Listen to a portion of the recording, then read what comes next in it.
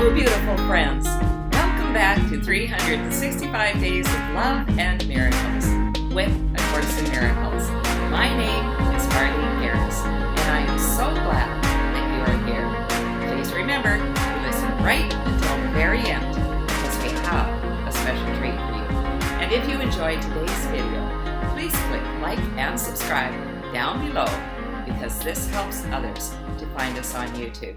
Today's lesson is lesson number 126. All that I give is given to myself. This is an amazing lesson.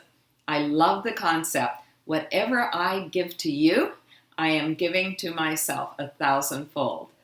This is exactly how abundance works. The more that we give, the more that we receive. Now, there is a bit of a proviso to this. We don't want to give and give and give to the point of exhaustion. We've already learned that the real secret to peace and joy and happiness is to be accepting that we are one with God and all of creation. When we do this, we give from a place of peace. We give from a place of love. We never give from a place of exhaustion or a place of expectation or a place of trying to win someone's affections. That never works. That is all ego-driven. And we're trying to move more and more away from the ways of the ego and more into the ways of God. Let's read today's lesson. All that I give is given to myself. Today's idea, completely alien to the ego and the thinking of the world, is crucial to the thought reversal that this course will bring about. If you believe this statement, there would be no problem in complete forgiveness, certainty of goal, and sure direction. You would understand the means by which salvation comes to you and would not hesitate to use it now. Let's talk about it. This lesson is really an extension of lesson 105, God's peace and joy is mine, in which it said, accept God's peace and joy and you will learn a different way of looking at a gift. God's gifts will never lessen when they are given away. They but increase thereby. God's peace and joy are yours. Today we will accept them, knowing they belong to us, and we will try to understand these gifts increase as we give them. Let's go back to lesson 126. This idea is crucial to unraveling the thought system of the ego. Do you think that we can do that? Even if you have some resistance, are you willing to consider that it just might be true, that it might work for you? Because this is such a powerful idea. We want to extend God's love, peace, joy, and happiness to every single person that we meet. Forgiveness is an extremely important part of this. We're going to read more about that. Let's read on. Let's consider what you do believe in place of this idea. It seems to you that other people are apart from you and able to behave in ways that have no bearing on your thoughts nor theirs on yours. Therefore, your attitudes have no effect on them, and their appeals for help are not in any way related to your own. You further think that they can sin without affecting your perception of yourself, while you judge their sin and yet remain apart from condemnation. Let's talk about it. These kinds of paragraphs where the Course is trying to explain our egoic way of thinking, the way that I sure thought for years and years, just make me laugh because now they just seem so silly. We know from what we have learned so far in the Course that other people are not apart from us, and what other people do or think or say has an impact on us, even if we're not in their presence. Have you ever experienced that feeling when you meet up with someone and you can just tell they're off, that they're not completely comfortable with you? Their hearts are closed. They just seem to be acting distant. It's almost like we can read their minds. We are so intuitive that we pick up these little signs and signals, even when someone is trying to hide them from us. We might even ask, is everything okay? And they'll say, yep, everything's fine. And then continue on giving of kind of off-standing behavior. Those kinds of walls that we put up against other people are to protect our very tender heart. We're holding some sort of hurt or pain, and we don't want to let that other person in. But even when that is happening, the truth is that we are all joined. We are all one. So when we're feeling that way, it's so important that we spend some time just thinking, what is going on for me? Why am I upset? Why am I holding myself back from this person that I truly love? Or maybe I don't really love them, but they are somebody that I really care about. We want to take the time to ask God to show us, what are we needing to forgive here? Because the truth is that all minds are joined. Even though we feel like we move over and we're in this egoic way of thinking, trying to protect ourselves, we are in reality always joined with all people. We can't get away from it. That is the truth of who we are. When we're in that kind of a situation, rather than judging the other person, can we extend some compassion and love to them, some understanding? We may need to remove ourselves from their presence for a time and give them a chance to settle down, give ourselves a chance to settle down, and then come back when we're both in a calm state of mind and hopefully able to talk about what happened in a loving way. Let's read on. When you forgive a sin, there is no gain to you directly. You give charity to one unworthy merely to point out that you are better or on a higher plane than he whom you forgive. He has not earned your charitable tolerance, which you bestow on one unworthy of the gift, because his sins have lowered him beneath a true equality with you. He has no claim on your forgiveness. It holds out a gift to him, but hardly to yourself. In this paragraph, we see how we think when we're these high spiritual people that we can be so gracious as to forgive this lowly person in front of us. I know I've had that attitude many times in my earlier days when I was learning how to walk a spiritual path. This is called spiritual arrogance or spiritual pride. That's not how I want to be today. None of us are better than anyone else. We're on an equal plane here.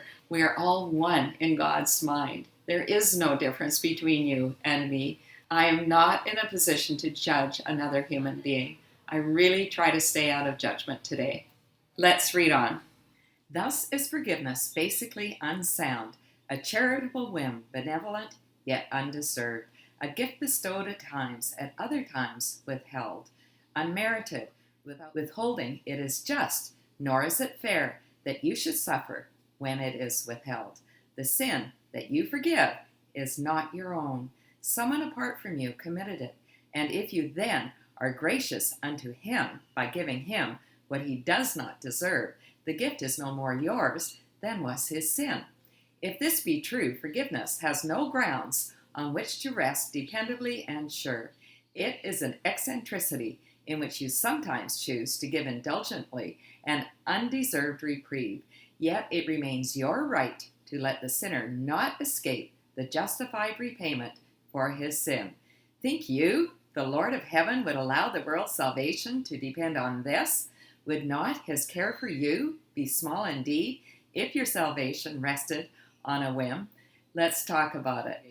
This is such a great example of the craziness that we get into when we try to forgive in our human way of thinking. We think that someone has done us a wrong, and we're going to be the bigger person, and we're going to graciously extend forgiveness to them, even though they don't deserve it.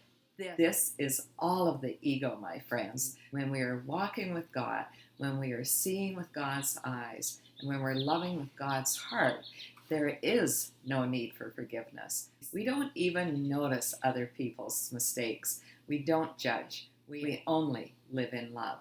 Let's keep reading. You do not understand forgiveness.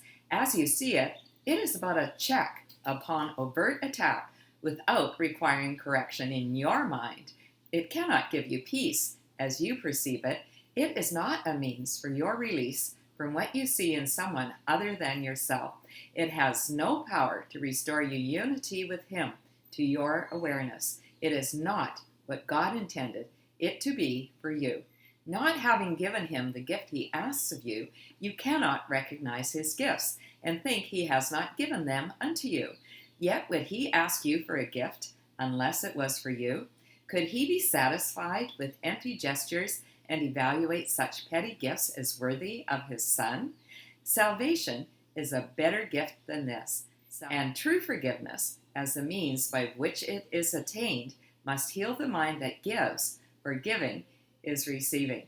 What remains as unreceived has not been given, but what has been given must have been received. When we recognize that what we are giving, we are actually giving to ourselves. This can only happen when we recognize that our brothers and sisters are one with us. We are all joined in the mind of God. And when we remember that, we are less likely to go into judgment of any kind. Salvation is the goal, my friends. Salvation is a better gift than anything that we could give to anyone. And when we accept our oneness with God and all of creation, this is where the true healing is. Not in that petty forgiveness that is done through the mind of the ego. Let's keep reading. Today, we try to understand the truth that giver and receiver are the same. You will need help to make this meaningful because it is so alien to the thoughts to which you are accustomed. But the help you need is there. Give him your faith today and ask him that he share your practicing in truth today. And if you catch only a tiny glimpse of the release that lies in the idea we practice for today, this is a day of glory for the world. Give 15 minutes twice today to the attempt to understand today's idea. It is the thought by which forgiveness takes its proper place in your priorities. It is the thought that will release your mind from every bar to what forgiveness means and let you realize it is worth it to you. Let's talk about it. Are you able to accept the truth that you are one with God and all of creation? Are you able to accept the truth that whenever you're upset with anyone for any reason at all, you choose to overlook whatever you think they have done wrong? You choose to see that you are one with them. This is the healing. This is the goal of the Course, my friends. I am one with you, and you are one with me. We are one with God and all of creation. If we're having difficulty forgiving someone, we want to recognize that God is always there to help us. All we need to do is reach out.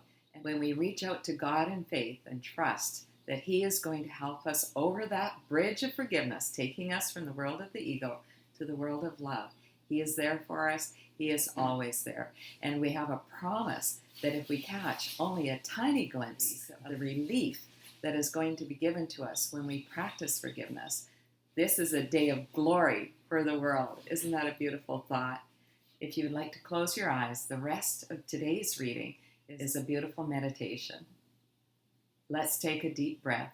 In silence, close your eyes upon the world that does not understand forgiveness and seek sanctuary in the quiet place where thoughts are changed and false beliefs laid by. Repeat today's idea and ask for help in understanding what it really means. Be willing to be taught. Be glad to hear the voice of truth and healing speak to you, and you will understand the words he speaks and recognize he speaks your words to you. As often as you can, remind yourself you have a goal today, an aim which makes this day of special value to yourself and all your brothers. Do not let your mind forget this goal for long, but tell yourself, all that I give is given to myself. The help I need to learn that this is true is with me now, and I will trust in him. Then spend a quiet moment opening your mind to his correction and his love. And what you hear of him, you will believe, for what he gives will be received by you. For our practice periods today, we want to close our eyes upon the world and go deep within to the sanctuary where God lives inside of you and inside of me. We want to repeat today's idea. All that I give is given to myself as we allow ourselves to sink deep into our meditation. We want to be willing to be taught. We want to listen to the voice of God. This is going to come to us in a variety of ways.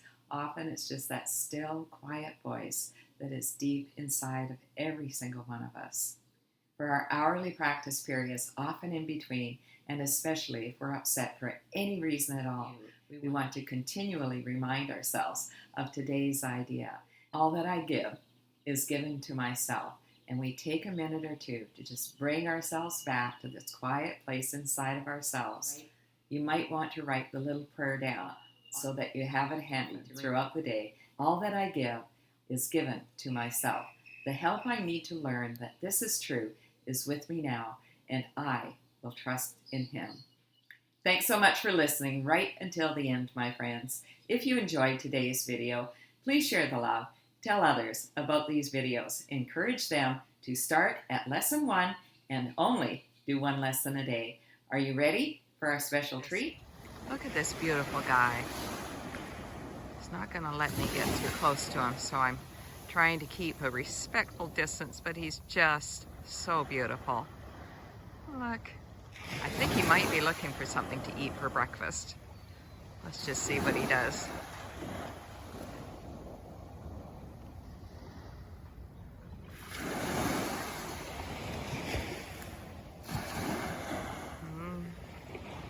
No luck so far. All that I give is given to myself. Have a day of giving God's love freely everywhere you go, my friends. I love you.